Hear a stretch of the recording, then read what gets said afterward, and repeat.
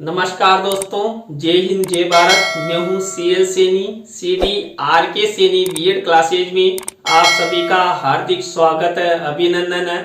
दोस्तों, आज की लाइव क्लास के अंतर्गत हम आपसे जो आपका पेपर है समावेशी विद्यालय का निर्माण, इस पेपर के अंतर्गत समावेशी विद्यालय के लक्षण, समावेशी विद्यालय की विशेषताओं के बारे में आपसे चर्चा करेंगे। हमारे एक प्रशिक्षणार्थी ने ये टॉपिक हमें सेंड किया है, तो हम सभी को समझाने का प्रयास यहाँ पर करेंगे। तो दोस्तों, यदि आप हमारे चैनल पर पहली बार आए हैं तो हमारे इस चैनल को जरूर सब्सक्राइब करें और पास ही बने बेल आइकन को जरूर दबावें। दोस्तों, यहाँ पर देखिए, जो समावेशी विद्यालय है, इस समावेशी विद्यालय के बारे में हम चर्चा करते हैं। आप सब समावेशी विद्यालय के बारे में जानते हैं, लेकिन फिर भी हम आपसे फिर से चर्चा कर लेते हैं। विभिन्न विद्वानों एवं शिक्षा शास्त्रियों के अनुसार समावेशी शिक्षा वह शिक्षा है जिसमें सामान्य बालक बालिकाएं एवं विशिष्ट बालक बालिकाएं एक ही विद्यालय में एक ही साथ एक ही कक्ष के अंतर्गत बिना किसी भेदभाव के एक साथ शिक्षा ग्रहण करते हैं, उसे हम समावेशी शिक्षा कहते हैं। दोस्तों, यहाँ पर सारांश रूप में देखिए कि जो समावेशी शिक्षा होती है, इस समावेशी शिक्षा के अंतर्गत चाहे बालक सामान्य हो, चाहे बालक दिव्यांग हो या समावेशी हो, कोई सा भी बालक हो, इन सब बालकों को सामान्य बालकों के साथ सामान्य कक्ष में शिक्षा प्रदान की जाती है। यहाँ पर सामान्य बालकों और विशिष्ट बालकों में, समावेशित बालकों में किसी भी प्रकार का कोई भेदभाव नहीं किया जाता है। इसी तरह दोस्तों, समावेशी शिक्षा प्रदान करने में विद्यालय एवं शिक्षक की महत्वपूर्ण भूमिका होती है, क्योंकि समावेशी शिक्षा के अंतर्गत संपूर्ण व्यवस्थाएं विद्यालय एवं शिक्षक द्वारा संपादित की जाती है। यहाँ पर दोस्तों, हम समावेशी विद्यालय के लक्षण और विशेषताओं के बारे में चर्चा करेंगे। तो यहाँ पर जो समावेशी शिक्षा होती है, इसमें विद्यालय और शिक्षक की महत्वपूर्ण भूमिका होती है। जो भी सामान्य और विशिष्ट बालकों को शिक्षाएं प्रदान की जाती है, उनके लिए व्यवस्थाएं की जाती है, उन सबकी जिम्मेदारी विद्यालय और शिक्षक की होती है। समावेशी शिक्षा के अंतर्गत सामान्य बालकों के साथ साथ विशिष्ट आवश्यकताओं वाले बालकों को शिक्षा प्रदान करने हेतु विद्यालय एवं शिक्षक को अनेक साधनों एवं शिक्षण प्रणालियों का सहारा लेना होता है, तब जाकर सामान्य और विशिष्ट आवश्यकताओं वाले बालक शिक्षित हो सकते हैं। उनमें किसी भी प्रकार का कोई भेदभाव नहीं रह सकता। समावेशी शिक्षा अंतर्गत समावेशी विद्यालय के अनेक लक्षण या विशेषताएं होती है। इन लक्षणों एवं विशेषताओं की पूर्णाहुति होने पर ही सामान्य बालकों के साथ विशेष आवश्यकताओं वाले बालक बालिका शिक्षा ग्रहण कर सकते हैं, आगे बढ़ सकते हैं, अपना विकास कर सकते हैं। तो जो समावेशित विद्यालय है, ये अच्छा होना चाहिए। यहाँ पर जो विशेष आवश्यकताओं वाले बालक हैं, उनके लिए अच्छी व्यवस्थाएं होनी चाहिए, जैसे सामान्य बालक बालिकाओं के लिए व्यवस्थाएं होती है, जैसे बैठने की व्यवस्था है, जैसे शिक्षक की व्यवस्था है, पाठ्यक्रम की व्यवस्था है, उनको अधिगम करवाने संबंधी व्यवस्थाएं, ये सब अच्छी होगी, तभी समावेशी जो विद्यालय है जिसका उद्देश्य है वो पूरा हो सकता है। तो दोस्तों, यहाँ पर देखिए, जो समावेशी शिक्षा प्रदान करने में जो समावेशी विद्यालय होता है, इस समावेशी विद्यालय के प्रमुख रूप से 3 लक्षण या विशेषताएं होती है। इनमें देखिए तीनों लक्षण और विशेषताएं हैं, इन पर ही हम चर्चा करेंगे। तो यहाँ पर पहली विशेषता या पहला लक्षण है आवश्यक संसाधन सेवाओं संबंधी लक्षण। देखिए, समावेशित विद्यालय में मान लीजिए कोई समावेशी विद्यालय है तो वहां पर आवश्यक संसाधन सेवाओं संबंधी लक्षण या विशेषताएं होना जरूरी है। इसी तरह उस विद्यालय में आवश्यक सहायता सेवाओं संबंधी लक्षण भी मौजूद होनी चाहिए, वो सब व्यवस्थाएं वहां पर होनी चाहिए। इसी तरह समावेशी विद्यालय में आवश्यक परिधीय सेवाओं संबंधी लक्षण भी दिखाई देने चाहिए, विशेषताएं उपलब्ध होनी चाहिए, तभी जाकर जो सामान्य बालक बालिका हैं उनके साथ विशिष्ट आवश्यकताओं वाले बालक शिक्षा ग्रहण कर सकते हैं, आगे बढ़ सकते हैं और अपना विकास अच्छे से कर सकते हैं। तो इन तीनों पॉइंटों पर ही हम यहाँ पर समावेशी विद्यालय के लक्षण और विशेषताओं के बारे में आपसे चर्चा करेंगे। तो दोस्तों यहाँ पर सबसे पहले हमारा जो पहला लक्षण है, पहली विशेषता है, यानी आवश्यक संसाधन सेवाओं संबंधी जो लक्षण है या विशेषता है उस पर चर्चा करेंगे कि विद्यालय में ऐसी कौन कौन सी व्यवस्थाएं होनी चाहिए। तो दोस्तों यहाँ पर देखिए, दिव्यांग छात्रों हेतु उपयुक्त फर्नीचर की व्यवस्था होनी चाहिए, तभी जाकर सामान्य बालकों के साथ समावेशित बालक या दिव्यांग बालक या विशिष्ट आवश्यकताओं वाले बालक शिक्षा ग्रहण कर सकते हैं। विशेष आवश्यकताओं वाले बालकों हेतु उपयुक्त पाठ्यक्रम एवं पाठ्य सामग्री की व्यवस्था होनी चाहिए, तभी जाकर देखिए अच्छी उनके लिए पाठ्य सामग्री होगी या पाठ्यक्रम होगा, तभी वो सामान्य बालकों के साथ शिक्षा ग्रहण कर पाएंगे। इसी तरह दोस्तों विशिष्ट बालक बालिकाओं हेतु पाठ्य सहगामी क्रियाओं से संबंधित आवश्यक संसाधनों की व्यवस्था होनी चाहिए। जैसे सामान्य बालक बालिका पाठ्य सहगामी क्रियाओं में भाग लेते हैं, वैसे ही विशिष्ट आवश्यकताओं वाले बालकों के लिए पाठ्य सहगामी सामग्री की संसाधनों की व्यवस्था होगी।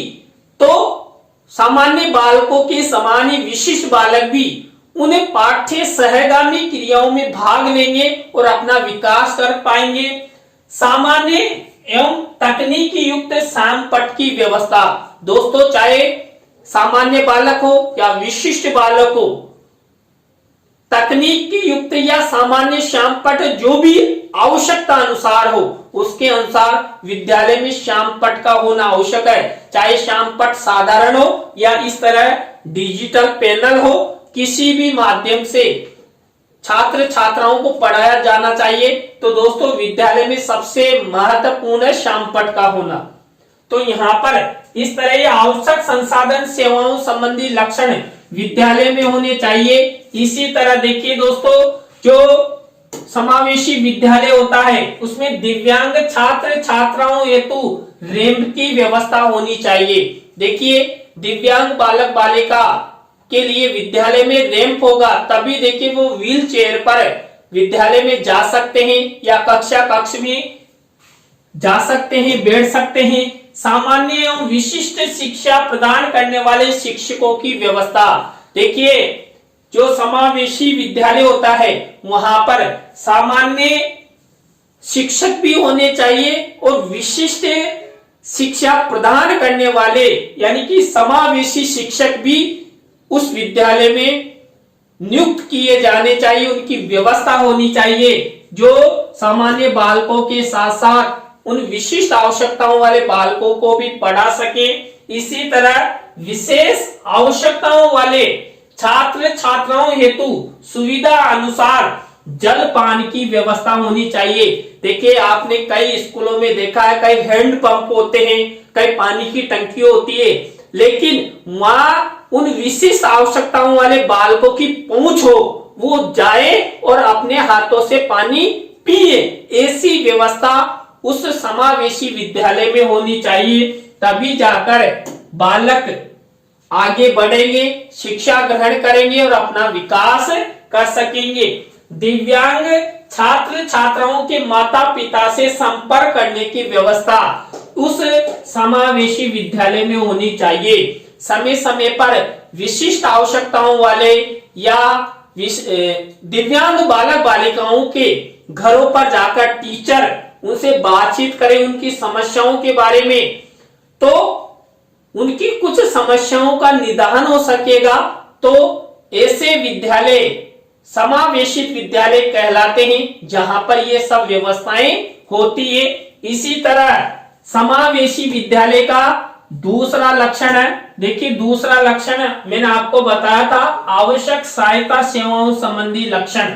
देखिए समावेशी विद्यालय में जो भी आवश्यक सहायता सेवाएं हैं ये उपलब्ध होगी, तभी जो समावेशित बालक हैं, विशिष्ट आवश्यकताओं वाले बालक है, दिव्यांग बालक है, वो शिक्षा ग्रहण कर सकते हैं।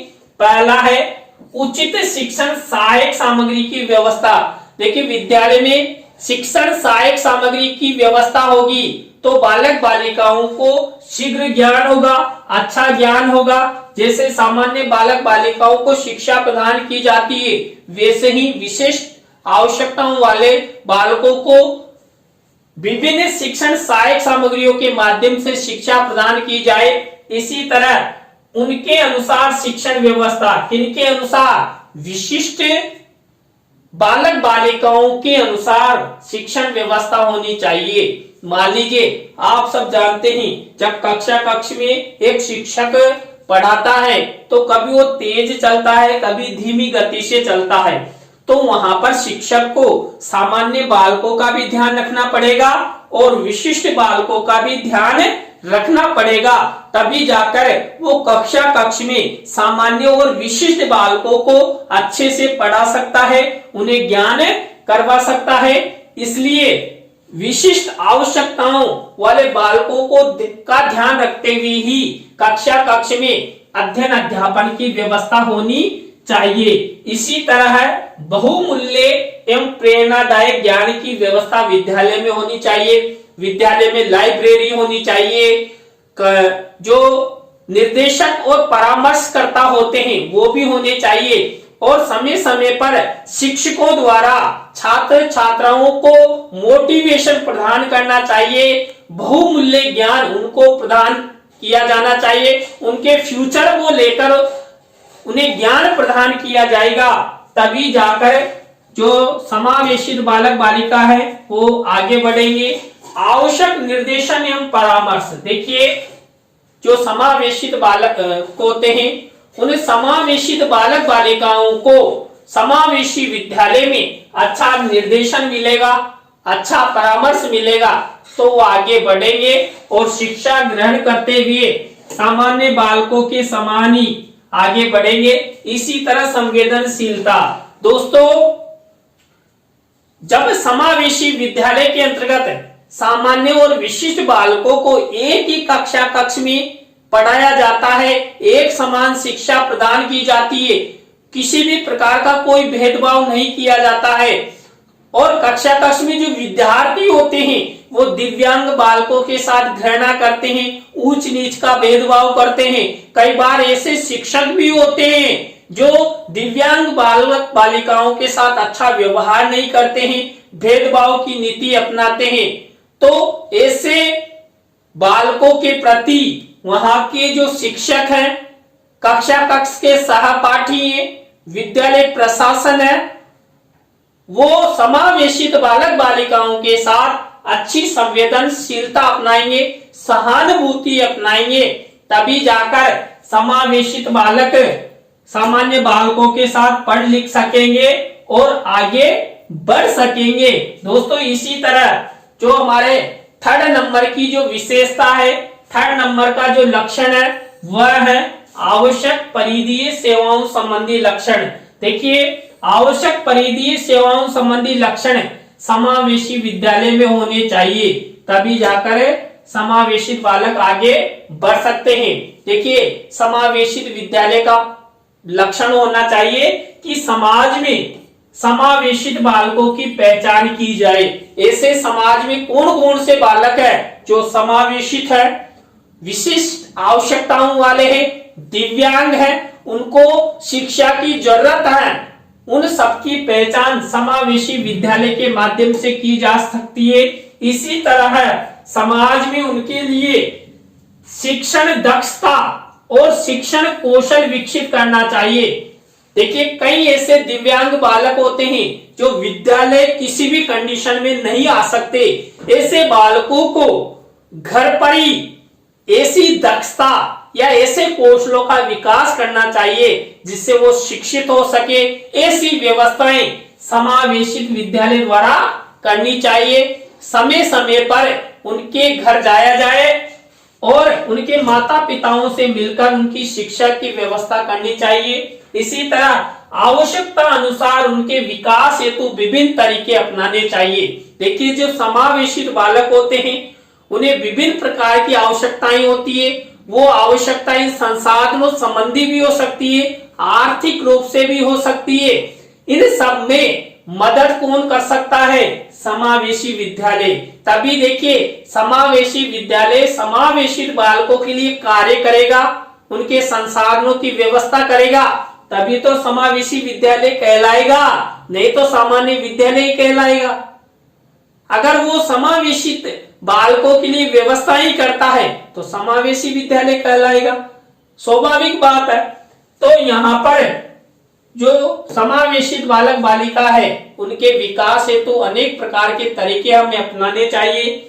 समाज के बीच जाकर उनको सहायता प्रदान करनी चाहिए, उनको मोटिवेशन प्रदान करना चाहिए, हौसला जाहिर करना चाहिए, उन्हें आर्थिक मदद देनी चाहिए जिससे उनके मन में ये आए कि हम भी सामान्य बालकों के जैसे ही हैं, हम भी शिक्षा ग्रहण कर सकते हैं और आगे बढ़ सकते हैं। तो इस तरह समाज के बीच में जाकर उन्हें सहायता प्रदान करना, मोटिवेशन प्रदान करना समावेशी विद्यालय का कार्य है।